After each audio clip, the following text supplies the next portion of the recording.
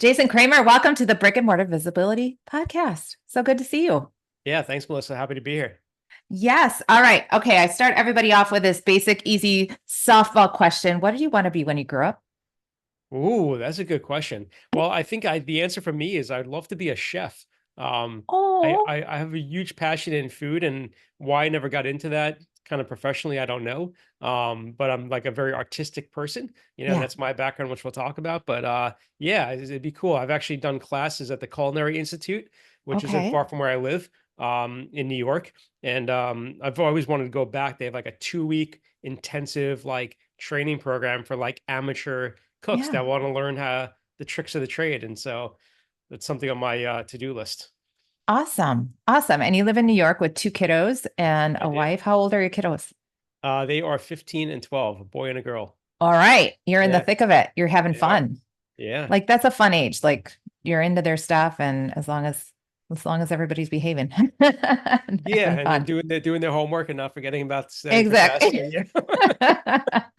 What kind of food would be your interest? Like if you did that, do you have is it Ooh. Italian or is it a certain kind of food or just anything? I don't it's a hard one. I mean, I would say maybe more like kind of like a fusion or so I like a lot of like flavor profiles, So I feel like in the world of Italian and people maybe do not like what I'm about to say, but I feel like you're sort of like in a block of palate when it comes to Italian food. Like it doesn't range too much, Mm-hmm. whereas you go into different cuisines, you have like last night I made homemade chicken shawarma. And I bought one of these cool, like I don't know if people listening audio, but these cool pans where you could stack all the meat up, in the oven, like on a Okay. spigot kind of.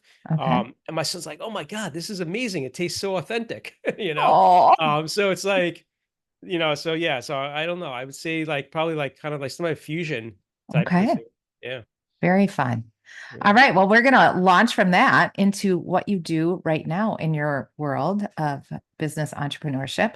So, tell everybody what you do now. Actually, I want to back up. At the end of this episode, Jason, what do you want people to get from it?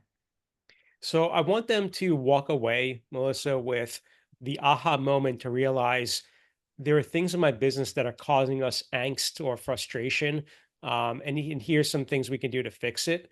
Most notably, most businesses face the challenge of how do I manage, growing my business? How do I manage all the marketing I'm doing and the leads that are coming in and making sure things don't fall through the cracks when we get busy. And when the follow-ups, I think, are important as well. Because a lot of times you forget about those follow-ups and you kind of let those opportunities that you spend a lot of time materializing and investing in, right, and spending money on sort of fall to the wayside because there's no systems in place to Mm-hmm. follow up with those people in a systematic way. And so I think for people listening today, there's a lot they can bring out of it, regardless of the type of business. I know you work with a lot of like brick and mortar and retail, but in any business, there's browsers and there's shoppers. And my contention is that people that are browsers are most likely going to buy at some point. It's a matter whether they're going to buy from you or a competitor. And that's what we're trying to do is help people buy from you and not the competitor. Awesome. I'm super excited about this episode, everybody. This is going to pertain to all of us, no matter what industry you're in.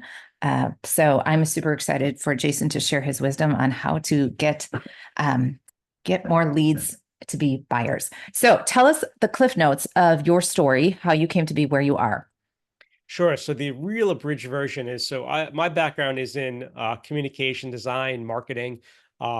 Worked for agencies, got to work on some really cool brands, the Virgin Atlantics of the world and smaller brands that listeners never heard of.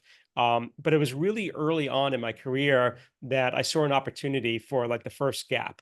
And that was businesses that couldn't afford an expensive agency and also needed more than just like a freelancer. And so I built back in the early 2000s a virtual agency. And we help mostly service-based businesses doing branding, web development, all that great stuff. And then fast forward about 16 years later into that business, I sort of this opportunity to find another gap, which was people were spending on money on marketing, but they weren't nurturing and managing those leads, right? So they were just Mhm. really just dropping the ball. And so I sold the first business, the agency, to start Cultivize. It's now going to be in our sixth year. And we're not in the business of lead gen. We're in the business of what we call lead nurturing and lead conversion. Mhm. Mhm. Yeah. All right. So helping us nurture and convert those leads. So That's right.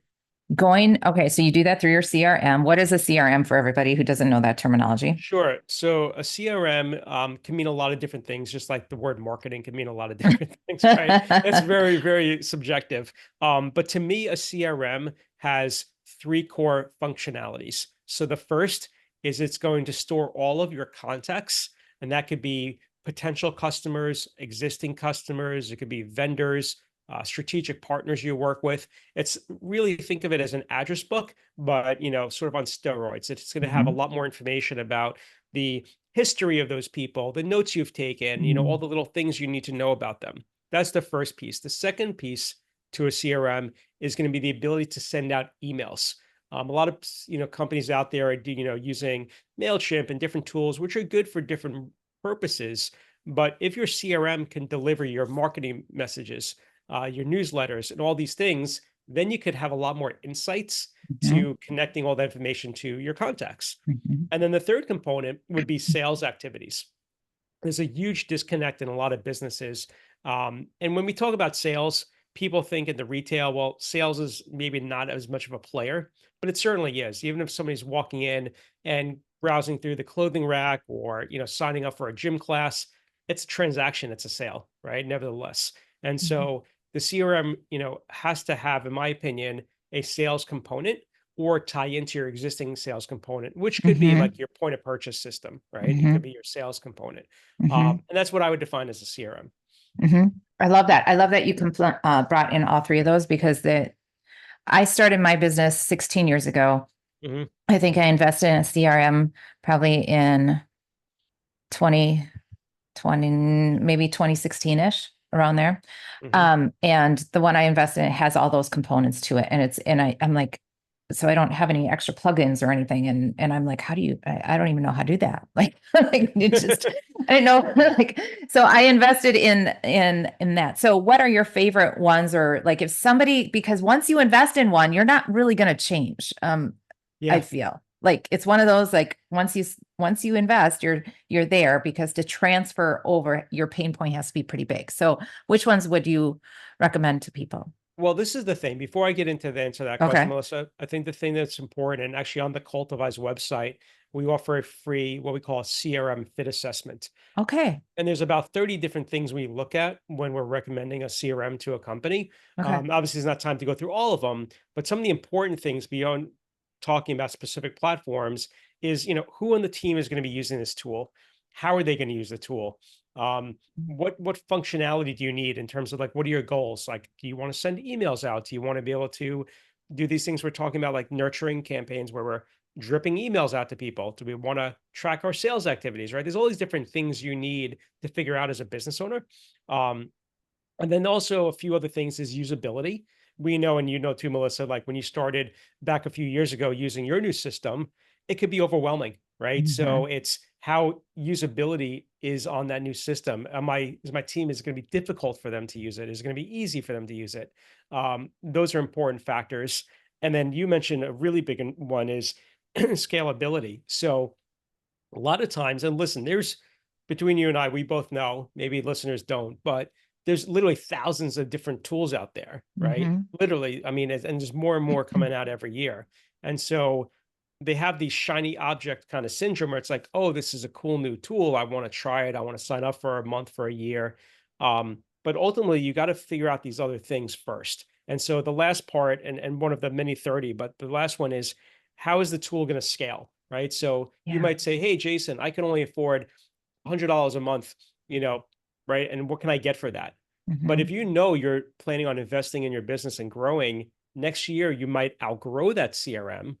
Well, Mhm. then you got to start over again. And so it's better to kind of plan ahead and grow into something versus outgrowing it pretty quickly. Um, a few systems that we like, starting with like very low tier ones Mhm. in terms of like CRM. There's a product called Pipedrive, which would be more for a business, not necessarily in retail, but someone that's selling services or products perhaps to consumers or other businesses, because you can manage the Pipedrive if you have a sales process. It has some good CRM kind of functionality, although I would define it more of as as it's called, a pipeline management tool. But it's a good entry level product. Um, but we sort of fast forward, there's other ones in there. The ones that we focus most on at Cultivize are HubSpot and a product. It used to be called Sharp Spring. It got bought 3 years ago by Constant Contact. So it's a new Constant Contact product that came out that's really cool. And the reason we like those is because they're so comprehensive and they're so easy for the teams to start adopting and using. And the price points, depending upon obviously the business and different nuances, are affordable compared to, like, say, a Salesforce, which you're going to be spending like $100,000 a year, rolling that out. And that's not, always needed for every type of business. Mm-hmm, mm-hmm. Yeah, the gamut is huge, and I love that you have that Q&A for people just to kind of see, like, bullet point, like, what are you really looking for? Because there are a lot of different features, and you can just go, oh, I want that, but do you need it, and are you going to use it? That's the other thing I advise my clients. You probably have a software platform that you're not going deep enough in. Yeah. Like, people don't know that it does offer this or whatever.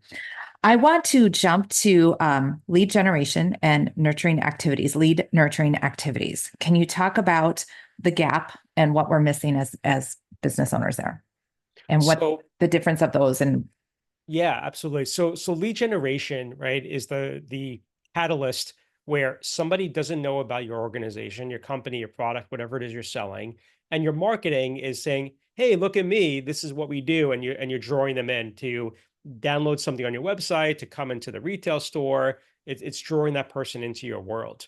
Um, Lead nurturing is when that person walks through that front door physically or virtually, right? mm-hmm, Depending upon your business. But they don't buy anything. They sort of just look around. They're like, "Oh, this is nice. This is cool, but I don't need it right now, or I can't afford it right now."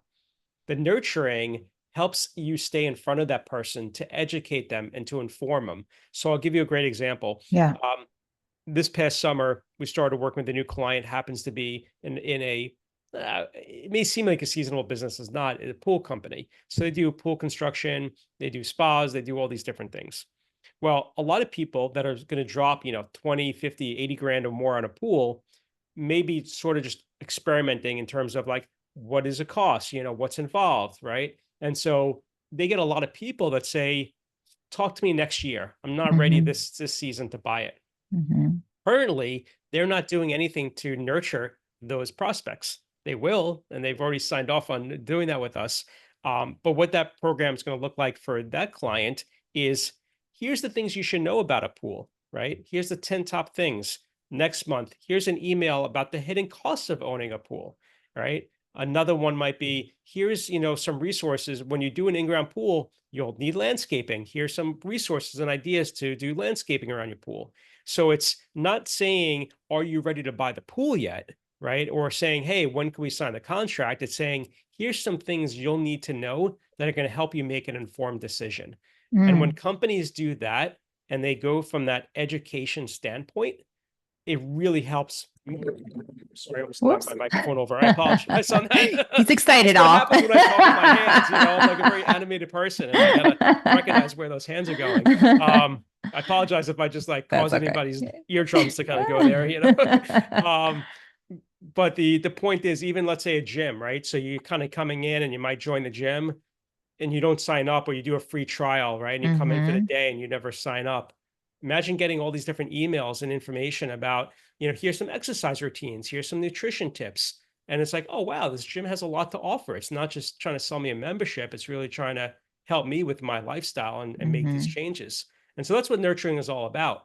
Now, all that being said, you need to know who's actually raising their hand and showing interest. And so a good CRM is going to alert you when, oh, Jason's gotten emails for the last 6 months, never mm-hmm, opened any of them. Now he finally did, went to the website. He didn't fill out a form, but he spent 10 minutes on your site. You need to be getting that information and to be alerted by that, right? So you can't be expected as a business person to go in and be looking for that. You need a CRM to be able to say, hey, Jason, look at this. Melissa's back on the website. You might want to give her a call. mm. And so that's what the idea of nurturing is to educate, but also then to have the resources and technology to let you know who's actually, like, sort of like eating up, if you will, the Mm-hmm. information, and then saying, like, hey, this sounds interesting. Like, I want more. Okay, my wheels are buzzing Yeah. because we have a separate CRM for my dance studio, and then I Yep. have a separate one for my consulting. And I, a couple years ago, wanted to bring those leads over from my dance studio one Mhm. because it doesn't have the robust analytics that say Susie Q opened this Right. email and she went to the website. So, Mhm. but she hasn't registered, so I can do that. So it's just and we got rid of it because my just what you said, you have a team member like in charge of that, but it was just too much for them to do. And now I want to revisit that. Like, okay, if I could revisit that, because there's a bunch of leads that come in, they make that account, they may Mhm. even come in for that trial. And yeah, just they fall off. They fall off. So how are we not Yeah. doing that? Exactly. And we talked before about losing things to competitors, and that's what happens. A lot of companies just build really great content, marketing strategies, whether it be email and other things, but then they don't follow through. And so it's like if you're going to put all that time and money into, getting people attracted to whatever it is you're trying to sell, but you're not going to actually look at that data and look at that information in real time and be able to do something about it. In my opinion, it's kind of like, well, why are you even doing it at all? Yeah. Because, you know, everybody that invests money in marketing and growing their business wants to see a return on that investment. And that's Hmm. something we help our clients do is be able to see that return because we can really zero in so closely on the data to be able to make that really worthwhile for them. Okay, can you help me understand exactly what you do? So are Yeah. you creating the copy for people to get those nurturing emails, or are they doing that, or what is the role? And then are you going behind the scenes and looking at and then giving them a list of, okay, these are the people that you should follow up with? Like, what is the nuts and bolts of what you do? All of the All of above, it? all of the Yeah, above, okay. with some modification, right? So we have clients who are like amazing writers, or they have people on their team or external people they work with that Hmm. write all their content. That's great. They may need us just to build out the email designs, or maybe they have somebody doing that too. Melissa, we're very flexible. We're a small team of 6. We're Okay. very agile to adjust to our clients' needs. At the end of the day, we just want to get them to the goals that they have. So it doesn't hinder or hurt our feelings if they're like, hey, we got all the content and it's great. We want to use this. As long as we think it's good, not to say Hmm. that, and some will give pushback Yeah. and Hmm. suggestions, be like, hey, your email has 52 links. It's a little bit much. Too much. Yeah. We want to kind of bring that down a little bit. So to answer your question, we have some clients that say, hey, Jason, we need your team to just manage this and monitor everything for us. Sometimes it's a hybrid. Sometimes we provide training too, right? So we're not only setting up these systems and putting everything into place, we're showing the client and their team how to use the system, how to do the things that we know how to do. Uh-huh. And we meet with them every month, just like I know you do a lot of Okay. coaching. We coach our clients and have these strategy sessions with them on a monthly basis indefinitely to make Yeah. sure that they're getting the most out of it. So Mhm. yeah, it's very flexible. Very cool. Okay, I want to jump to newsletter. You have a question here. Which type of data to collect to create a relevant newsletter content? So explain that. What three types of data should we be including? Well, so a lot of companies out there, when they do, let's say, a monthly newsletter, Mm-hmm. they're sending it out to their entire database, right? And so Mm-hmm.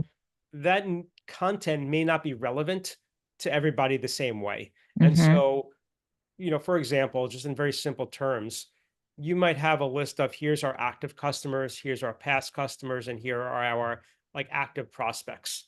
You might want to have 3 different versions of your newsletter so that the messaging can change to resonate with who's receiving it. I remember we had a fairly decent sized museum we were working with a while back, and they had something like 30,000 people on a list that they were sending out an email to on any given week. And it had donors, it had sponsors, it had, people Mm-hmm. that were members, that had people that came in for a 1-day visit that never came back. And their email was so long. I mean, if you those that could see the visual, but I'm holding my hand up really high, really Mm-hmm. low. And it was like, oh my God, like there was so much information. And they were wondering why their engagement wasn't high and why people weren't responding to the emails. It's because they were trying to cram everything possibly for every single audience into one email. It Mm-hmm. doesn't work well that way. So that's what I mean by that is like, thinking about, who you are in terms of a company, what you do, but then also you might do it a little bit differently for different people. And Mm-hmm. so that messaging really should be, unique to each of those different groups. Mm-hmm. Uh, So I'll is give you one anybody? Yeah, example. I'm just like So thinking let me about give all you, the things I should do better. so go back to the gym example. Okay. Yeah. So let's Thank say you. you own a gym Mm-hmm. and you have a list of your members and people Yep. that came in as guests. All right. Mm-hmm. You wouldn't want to send out a monthly newsletter. And let's say all the members paid, $30 a month for their membership. Okay. And you wouldn't want to send a newsletter out, include your members, but really the messaging is to the people that aren't members and saying, hey, we're running a special, get a membership for $10 a month and lock it in for 3 years. Yeah. You're going to make a lot of your existing members very upset that they didn't get that offer, right? Mm-hmm. So those are the types of things where messaging is important Mm-hmm. because it can not only not do the right thing, but it can also hinder your business as well. Mm-hmm. Yeah. And we've seen that a lot with companies where people make a purchase and then the very next day or a week later they get an email and they're like, why are you sending this to me? Yeah. Like, I just bought this, and so it makes the company look like they're not buttoned up, and you could lose some kind of credibility with that Yeah. customer for future business.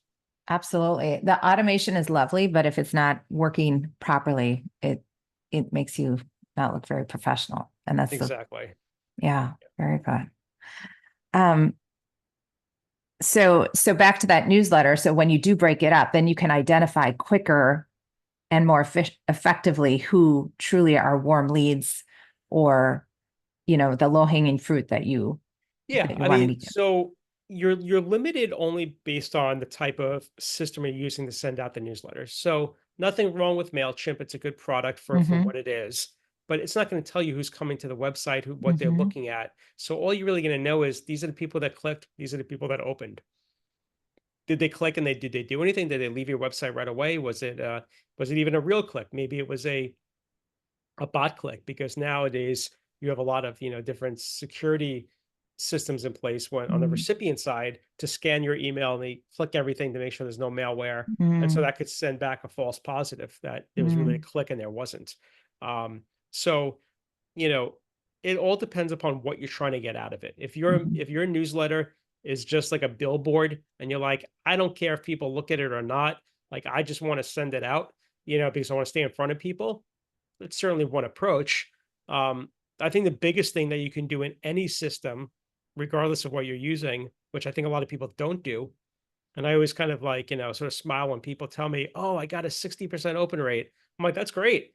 What about the 40% that didn't open your email? Right. And they're like, I don't know. Well, they didn't open it.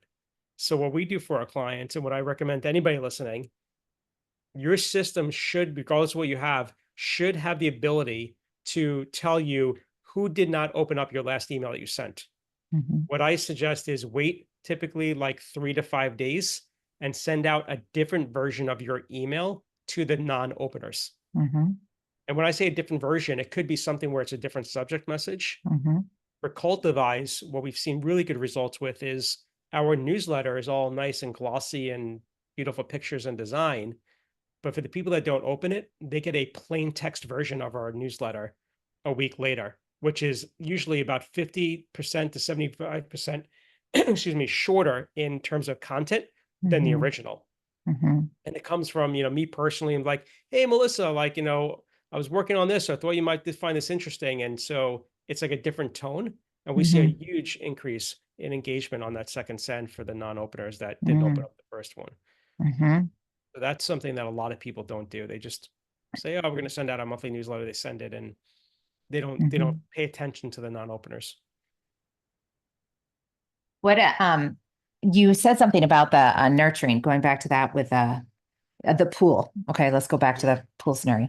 And as an SEO person, so for those of you smaller team, smaller businesses, you have we have our lean and mean team, and Sure. you're overwhelmed with that nurture, going, oh my word. Okay, I understand the importance of it, but Yeah. those, to me, in my mind, those are blog posts. Those are things that people you could use as a blog post to help with your SEO, but then Mhm. repurpose that blog post into a nice email to keep that nurturing going? Did you think about this? Or Oh, when you're considering absolutely. a dance studio, make Yeah, sure you're looking at the teachers, blah, blah, blah. Or when you're looking at a dance studio, make sure they have a sprung floor. And this is why. Da, da, da, da, da. Okay. So just because when you said that, I was like, I could just feel my my people just go, oh my gosh, I have to do this. No, we're repurposing. And then that all yeah, gets brought into your marketing, a little bit sprinkled in here and there. It all absolutely. works cohesively, but it can be feeling overwhelming. But I love this the importance of these analytics of checking and seeing that low hanging fruit. Like I love looking at my email stats of who opened, who clicked, because then I send, if I'm really on top of it, I'm sending them a private message. I'm saying, hey, Mhm. I saw you check that landing, checked out the mastermind or checked out this. Can I help answer any questions or Melissa, something? I've got dozens. I mean, we don't have time, but I've got dozens of stories where we'll be nurturing somebody. They might be on a sequence of emails that are dripping out, or they Mm-hmm, might just get our monthly newsletter. And it mm-hmm. could be a year or more that they haven't opened up any of our emails. Yes, And then yes. all of a sudden, I get a notification on our system. Oh, John's back on the website. I'm like, well, that's weird. I remember John's name. And then Mm-hmm, like I look at John's profile, I see what he's looking at. And then when I call John within 24 hours of that action. mm, Oh, hey, Jason. Yeah, I remember you. How's it going? I never bring up the email. I never mention I saw them on the website, but I'm top of mind to them. And I mm-hmm, can't tell you how many pieces of, or how many clients we've closed because I was just in the right time at the right place. And that's mm-hmm, really what a lot of business is all about, to closing these, mm-hmm. deals or even, you know, and again, in the retail, you have something, a new product that you just got in. Yeah. It's in the front shelf when you first walk in and like, Mm-hmm, they're like, oh, that's cool. And they pick it up and buy it. If it was in the back of the store, maybe they would have never seen it. Right. So mm-hmm, it's all about, positioning and about, all these different things. So yes, it does work. And it's quite, mm-hmm. I always find it like astonishing when it does because me, it's like I do it for a living, but I'm like, it's pretty remarkable that people are human behavior, right? It's just Yes, they're yes, doing something for a reason.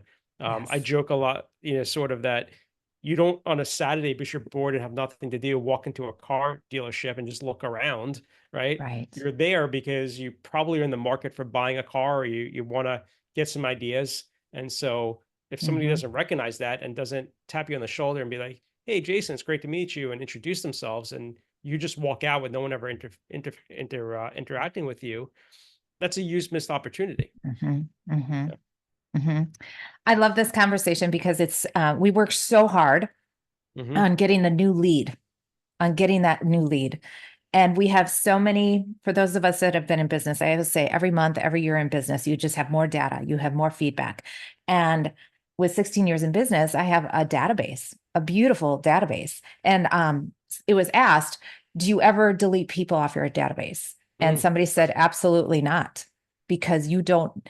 I I'm in business long enough where my students are now parents and some hmm. of them are grandparents. Oh, wow. So That's to amazing. to have them, oh, I'm going to bring my daughter or my Mm, granddaughter to dance, it legit happens. So as long as you're in front of face there. But I got so much value out of your conversation today. Just to I want to go back to my instincts of what I was doing a few years ago. It was just a little bit too much um to handle with my part-time admin, but I mhm. the value of it, that we work so hard for those leads, but we have so many warm leads among us that we can dial in more. This is really good. This is really good. Do you have any parting words or anything that I did not say or ask you that you would like No, people to so know? I would just say that, for the people that are still tuned in, and I'm hoping that most of them are, that no, I think this has been an engaging conversation.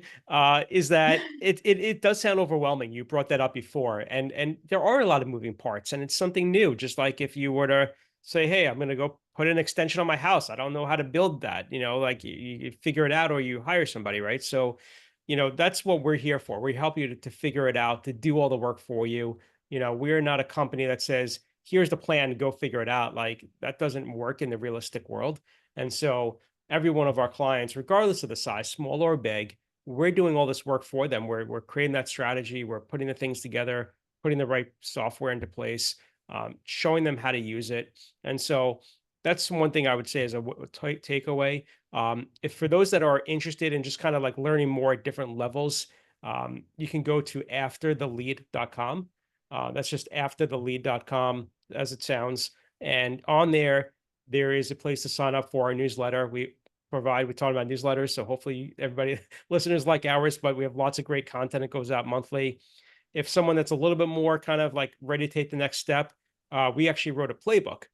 So the playbook is all about lead nurturing, and it goes step by step with all the components you'll need, different framework examples. They could download that for free. And for those that are like, hey, I need to talk to Jason tomorrow, there's a link in there to schedule a call with me personally, absolutely free. We'll dive into the business Mhm. challenges, needs, and help you out as any way we can. Awesome. This was so helpful. I hope everybody's brain is just buzzing a little bit. I know there's always stuff to improve. There's always things we can do better. Yeah, of But course. hearing this was really helpful for me. So, Jason, thank you so much for your time and sharing your wisdom and knowledge with Brick and Mortar Visibility, our community. And everybody, go grab that. We'll have it in the show notes, so you can just click there. And Jason, I appreciate your time. And everybody, we will see you here, same time, same place next week. Thanks, Peace. Melissa. All Bye. right. Bye bye.